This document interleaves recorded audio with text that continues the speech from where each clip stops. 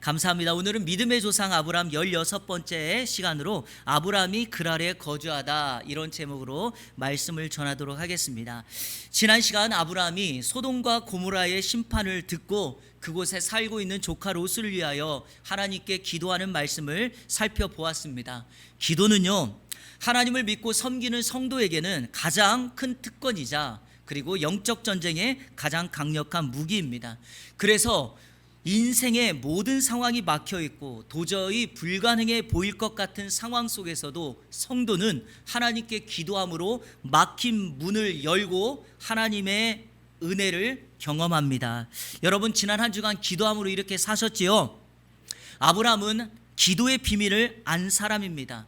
하나님께 기도했더니 하나님께서 아브라함을 생각하사, 더 정확하게는 아브라함의 기도를 생각하사 소돔에서 조카 롯을 구원해 주셨습니다.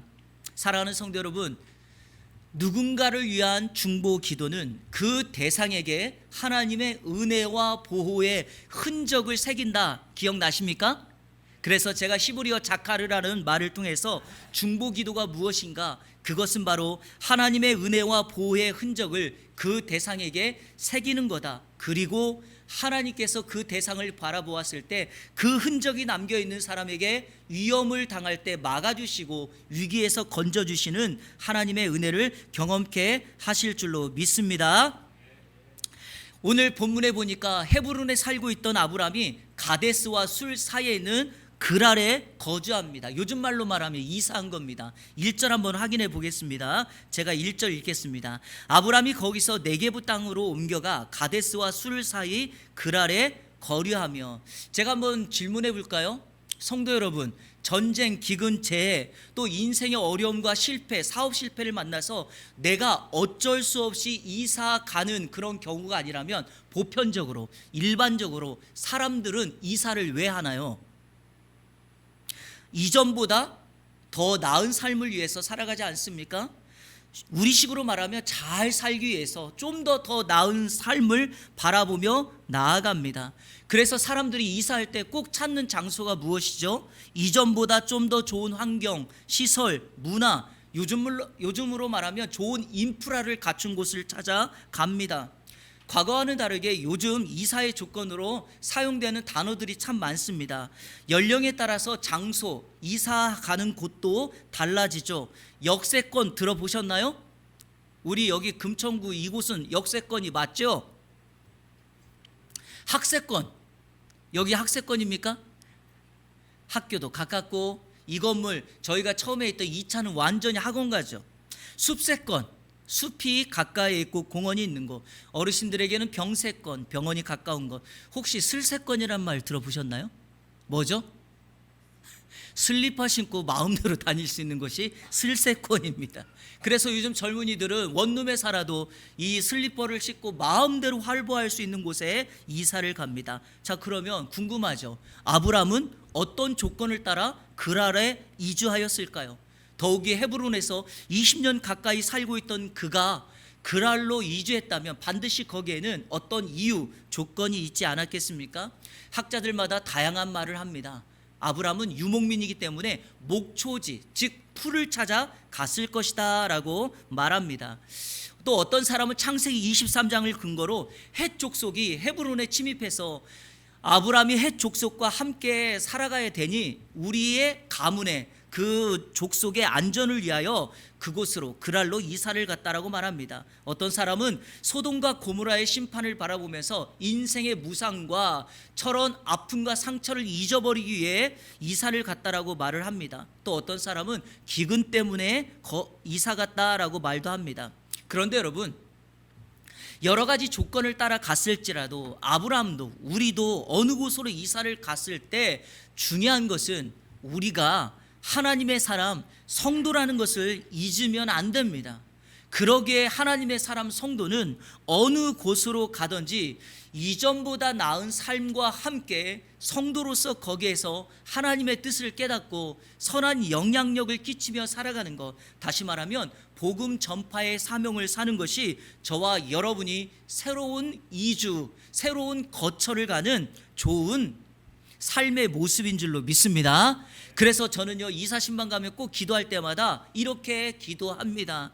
이산 이 거처에서 이전보다 하나님을 더 예배하고, 이전보다 하나님께 더 기도하고, 이전보다 하나님을 더 사랑하는 그런 곳이 되도록 기도합니다. 그리고 그곳이 기도처, 예배처, 선교처, 많은 사람들에게 삶을 나누고 교제할 수 있는 교제처가 될 수 있도록 기도합니다. 바라기는 우리 성도님들도 오늘 말씀을 통해서 여러분의 삶 가운데, 그리고 새롭게 이주하는 모든 곳에서, 그곳에서 하나님을 더 알아가는 은혜가 있기를 축복합니다. 그러다 보니 아이러니하게도 저희 교회는 이사를 앞둔 두 가정이 있습니다.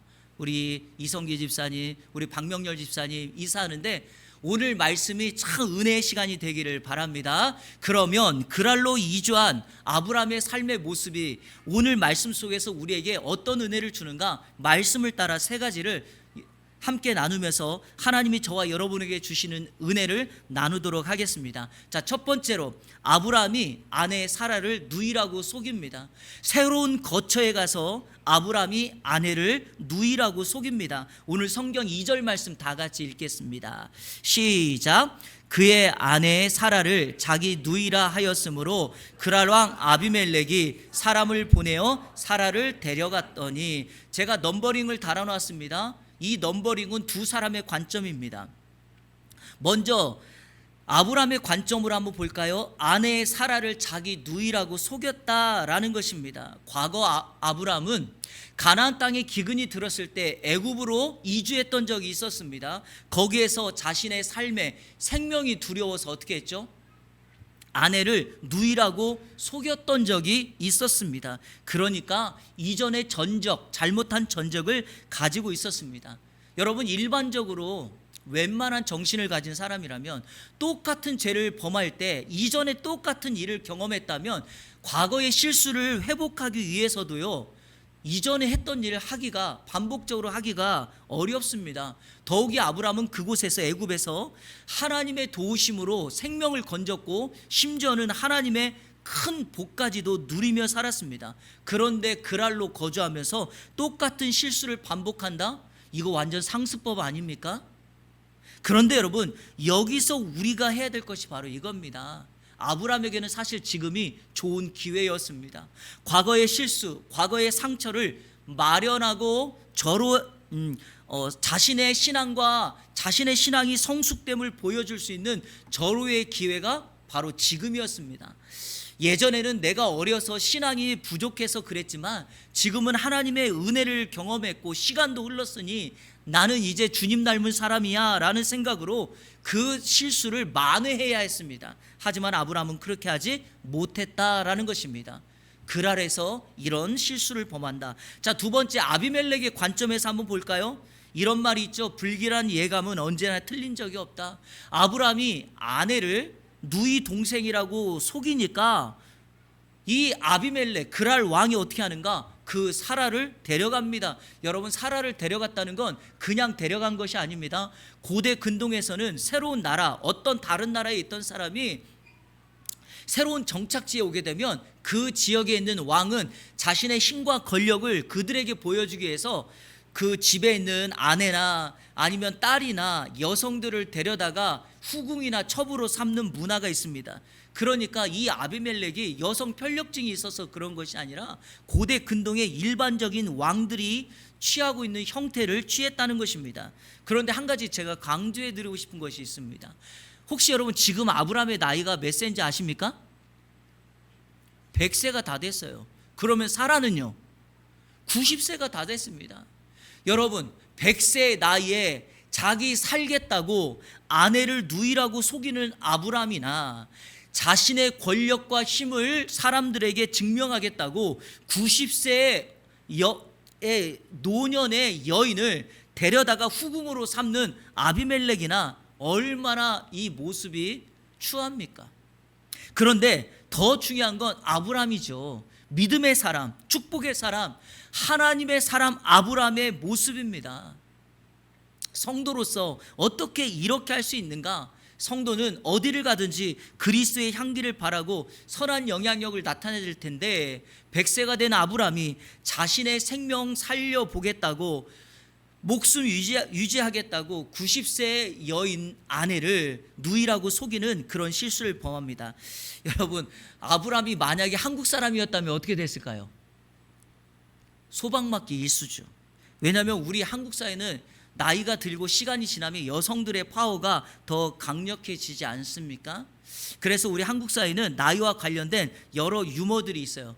제가 한번 그냥 이 나이와 관련된 유머를 한번 말해볼 테니까 한번 들어보세요. 할아버지 네 분이 동시에 병원 응급실에 실려왔습니다. 병명은 타박상이었어요. 이 네 분이 앉아가지고 자신들의 신세를 한탄합니다. 그때 가장 젊어 보이는 60대 할아버지가 말합니다. 아침에 자고 일어났는데 아내가 외출을 하길래 아내에게 이렇게 물었다는 거예요. 어디가? 나도 데려가. 그랬더니 어디를 따라가냐고 자기를 때리더라는 거예요. 그래서 타박상으로 응급실에 온 거예요. 옆에 있던 70대 할아버지가 이렇게 말한 거예요. 나 그거 이해간다. 나는 아침에 아내가 외출하길래 나를 좀 데려가라는 것도 아니고 언제 들어올 거냐고 물어봤더니 아내가 어디서 언제 들어오냐고를 물어보냐고 자기를 때리더라는 거예요. 옆에 계시던 80대 할아버지가 참 그거 애교 수준이다. 나는 아침에 일어났더니 갑자기 아내가 자기를 때리더라는 거예요. 그래서 이 할아버지가 아내에게 나는 아무 말도 안 했는데 왜 때리냐고 그랬더니 눈 떴다고 때리더라는 거예요. 모두가 옆에 계시던 90대 할아버지를 쳐다보고 있었던 이 90대 할아버지가 점잖게 이렇게 말을 하더라는 거예요. 난 맞은 이유를 몰라. 그냥 수시로 맞는 거예요. 여러분, 이것이 바로 우리의 살아감의 아픈 그리고 우픈 현상일 수도 있습니다. 여기 계신 여성분들 남편에게 잘합시다.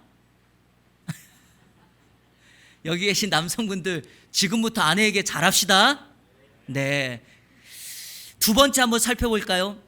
아브라함이 아내를 누이라고 속였지만 하나님께서 아브라함을 보호하셔서 사라를 아비멜렉으로부터 구해 주십니다. 이게 바로 그랄에서 경험했던 하나님의 은혜였습니다. 사라를 아비멜렉으로부터 구해 주신다. 자, 우리 3절 말씀 다 같이 읽겠습니다. 시작. 그 밤에 하나님이 아비멜렉에게 현몽하시고 그에게 이르시되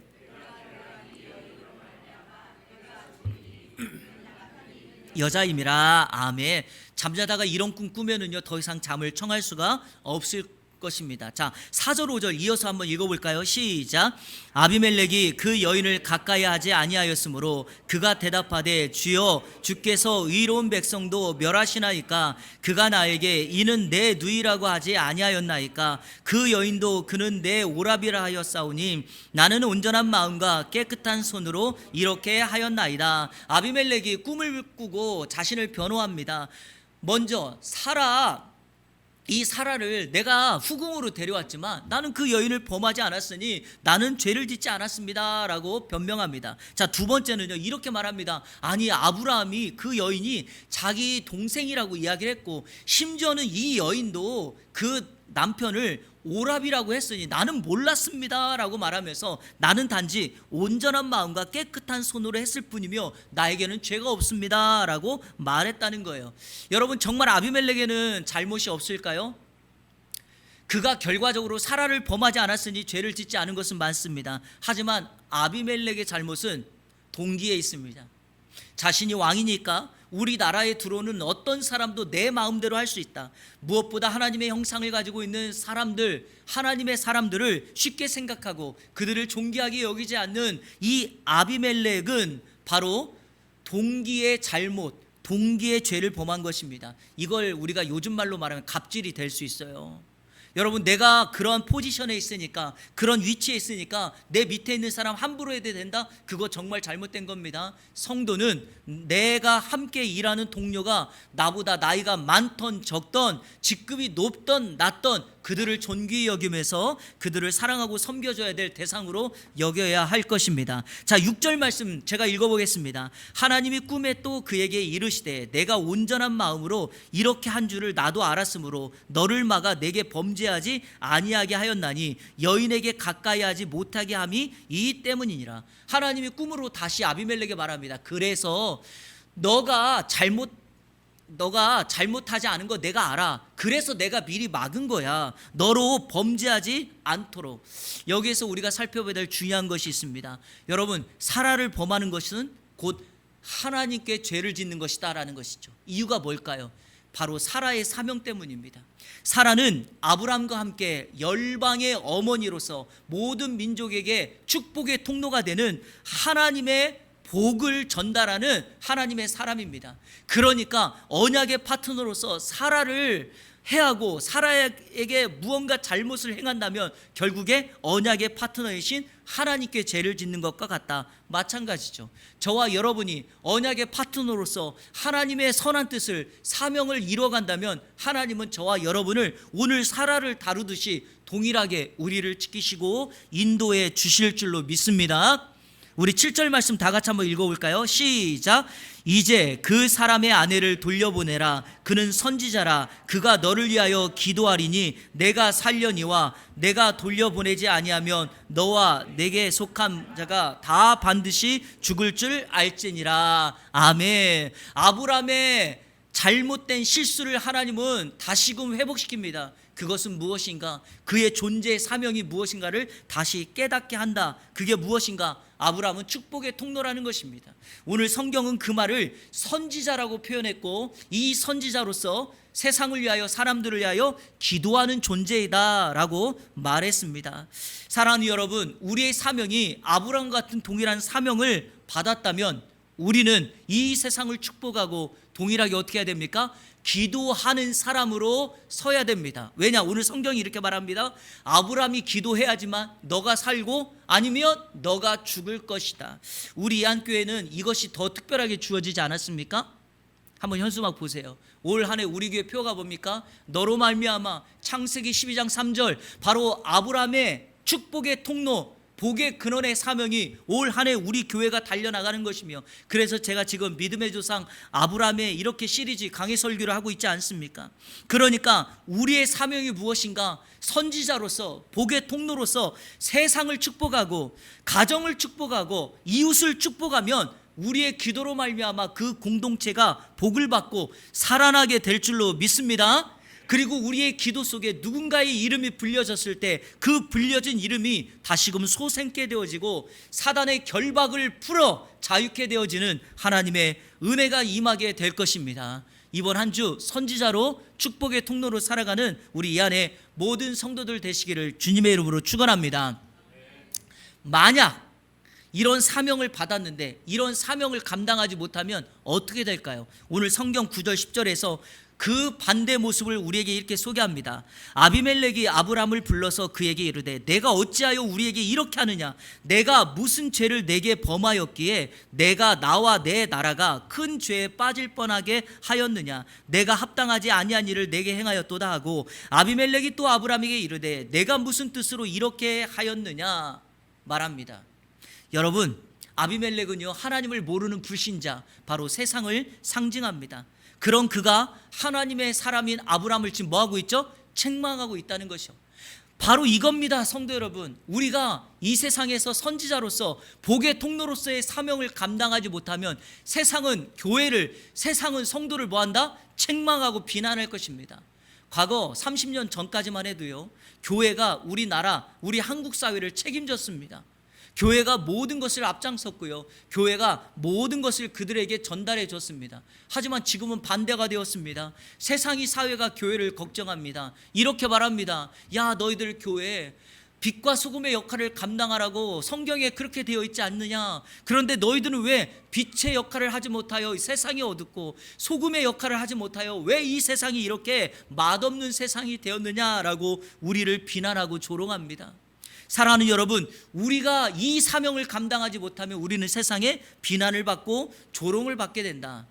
자, 그러면 동일하게 한번 물어볼게요. 왜 이런 현상이 되었습니까? 왜 이런 지경까지 놓였나요? 자, 그 이유가 오늘 본문의 아브라함의 모습 속에서 살펴볼 수 있습니다. 자, 11절 다 같이 읽겠습니다. 11절 시작. 아브라함이 이르되 이곳에서는 하나님을 두려움이 없으니 내 아내로 말미암아 사람들이 나를 죽일까 생각하였으며. 아멘. 아브라함은 하나님을 두려워하지 않는 그들을 두려워했습니다. 정작 우리는요, 사람을 두려워하거나 사람에 대한 염려를 하면 안 됩니다. 성도는 그 사람들을 다스리고 통치하시는 하나님을 두려워해야지 우리보다 힘이 더 센 그런 세상적인 존재를 두려워하는 것이 아닙니다. 그러면 아브라함의 실수가 무엇일까요? 바로 자신보다 더 커 보이는 그런 대상들, 힘의 존재를 두려워했다는데 문제가 있습니다. 마태복음 10장 28절 한번 읽어볼까요? 예수님께서 12제자를 파송하시면서 전도훈련을 시킬 때 이런 말씀을 하셨습니다. 같이 읽겠습니다. 시작. 몸은 죽여도 영혼은 능히 죽이지 못하는 자들을 두려워하지 말고 오직 몸과 영혼을 능히 지옥에 멸하실 수 있는 이를 두려워하라. 누구를 두려워하라고요? 하나님을 두려워하라는 겁니다.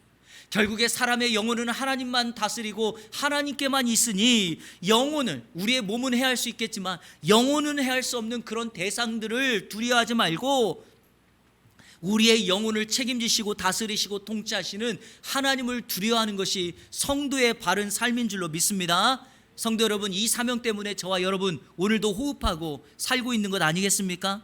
바로 이런 사명을 따라 하나님을 두려워 나간다면 제자들을 살려주시고 지키셨던 것처럼 오늘 저와 여러분을 살리시고 저와 여러분을 지켜주실 줄로 믿습니다.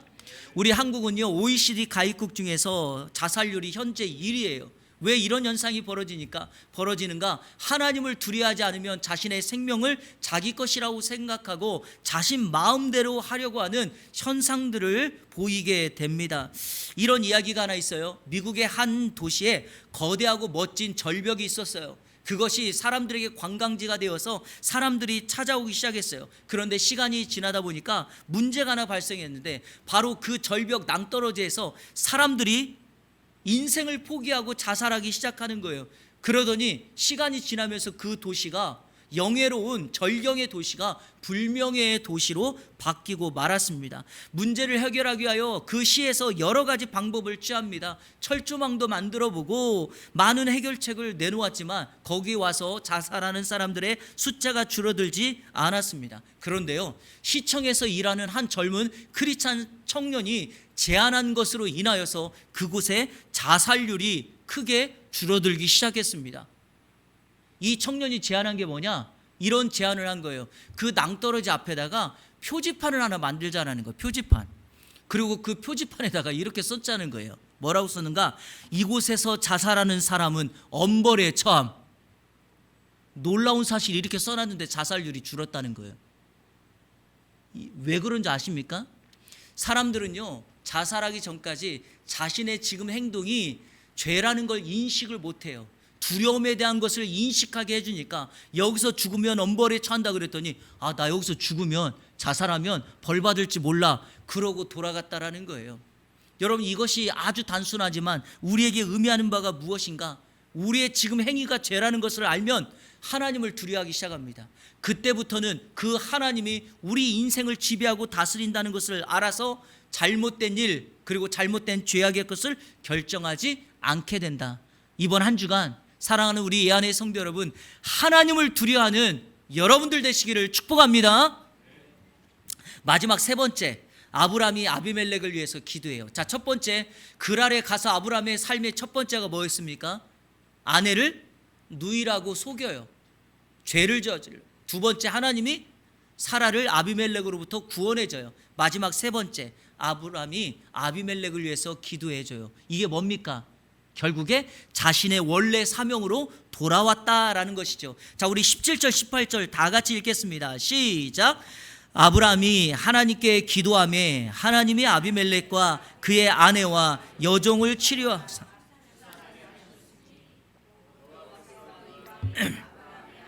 사례의 일로 아비멜렉의 집에 모든 태를 닫으셨음이더라. 아멘. 제가 앞서서 이런 질문했던 거 기억나십니까? 아비멜렉에는 정말 잘못이 없었는가? 있었다고 했죠?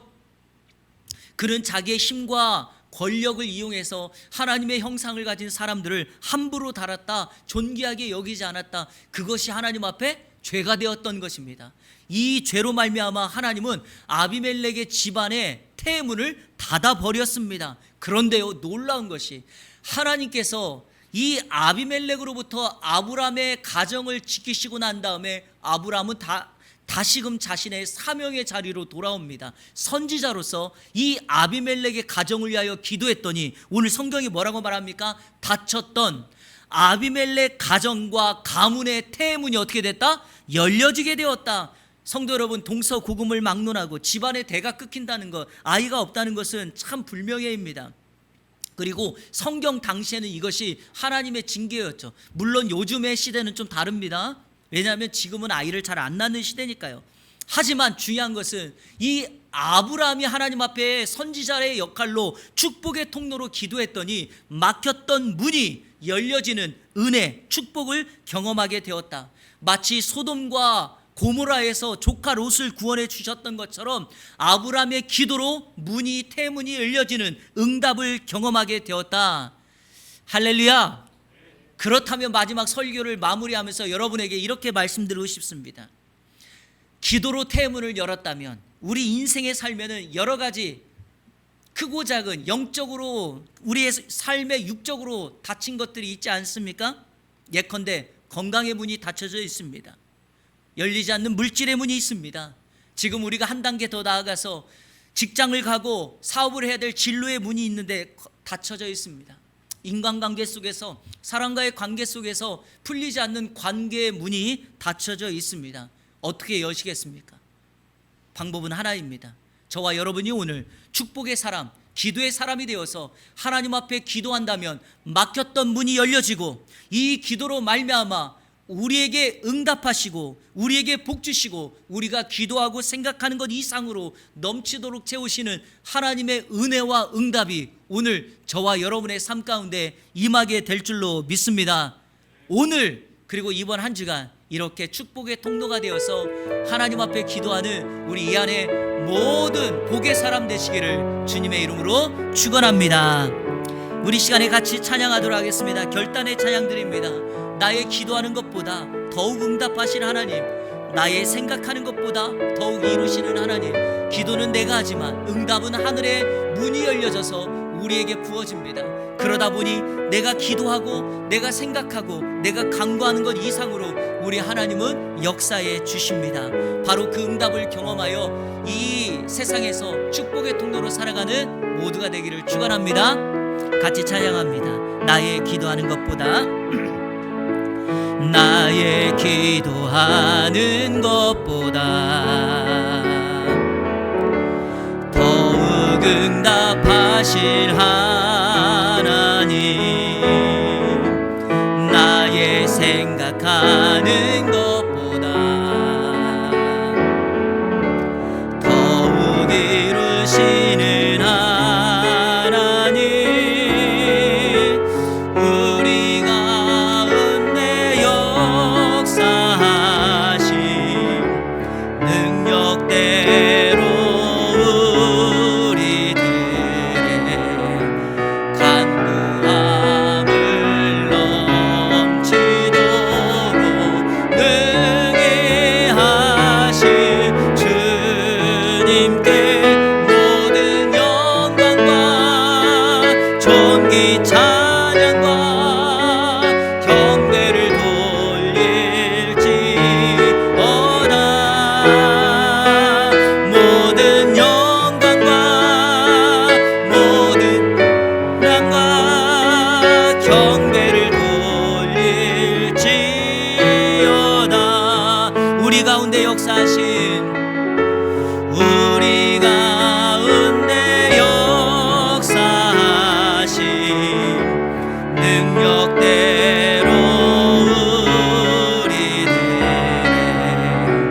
간구함을 넘치도록 능히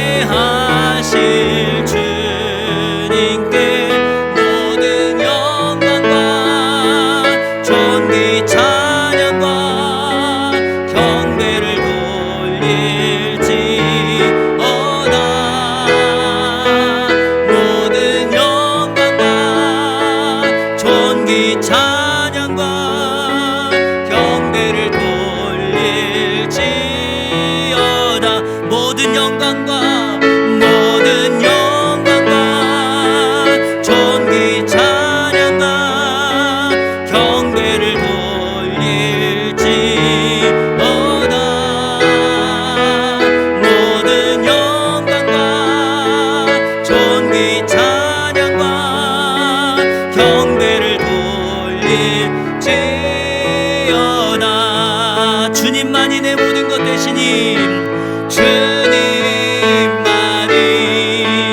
내 모든 것 되시니 내 모든 것 되시니 주님만을 더 알게 하소서 더 알게 하소서. 다시 한번 고백합니다. 주님만이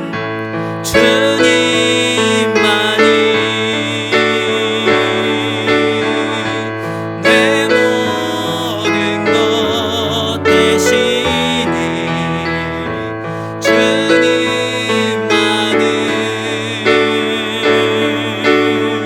더 알게 하소서. 아멘. 사람은 마음에 가득한 것이 입술과 행동으로 나타난다고 합니다. 여러분의 마음과 심령을 가득 채우고 있는 것이 무엇입니까? 만약 그것이 하나님이고 하나님의 은혜라면 여러분의 입술을 통해서 고백되어지는 것은 바로 하나님이고 하나님의 역사일 것입니다. 오늘 기도할 때 하나님으로 충만케 하옵소서, 하나님을 더 알아가는 일에 앞장서게 하여 주옵소서. 하나님 앞에 이렇게 기도했으면 좋겠습니다. 오늘 말씀을 기억하면서 이렇게 기도하기를 원합니다. 하나님, 우리에게 선지자의 사명을 주셨고 복의 통로가 되게 하셨습니다.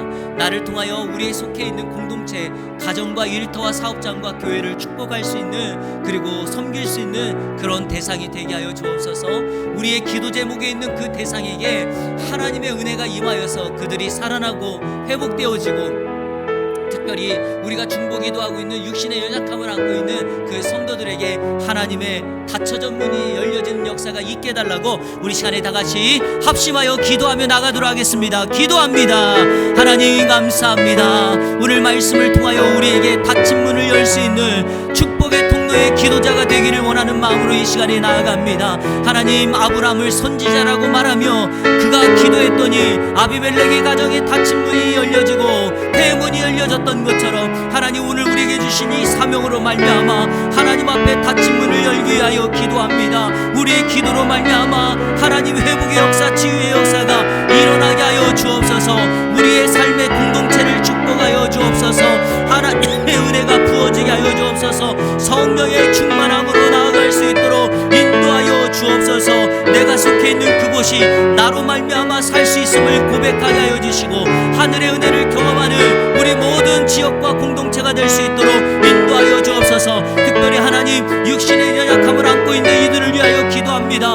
우리가 기도할 때 그들에게 회복의 역사, 치유의 역사가 일어나게 하여 주옵소서. 여호와 라파의 은혜가 임하게 하여 주시고, 우리가 기도한 것 이상으로 넘치도록 채우시는 하나님의 것을 구하게 하여 주옵소서. 세상의 것으로 가득하여서 하나님의 사람임에도 불구하고 세상의 것을 강구하고 말하고 중심되어 살아가지 않게 하여 주시고, 하나님의 역사와 은혜를 구하며 나가는 우리 안에 모든 성도들 될 수 있도록 인도하여 주시옵소서. 좋으신 하나님 감사합니다. 오늘도 우리에게 거룩한 주일을 구별하여 영과 진리로 예배하게 하시고 우리의 몸을 거룩한 산 제물로 드리게 하심에 감사합니다. 오늘 예배를 통하여 하나님의 은혜를 구하며 말씀을 통하여 결단의 시간을 가졌습니다. 우리가 결단한 것처럼 이번 한 주간도 축복의 통로로 이 땅에 우리를 보내신 선지자로 살아가며 기도로 말미암아 막혔던 문을 열어내는 하나님의 사람 되게 하여 주옵소서. 예수 그리스도의 이름으로 기도하옵나이다. 아멘.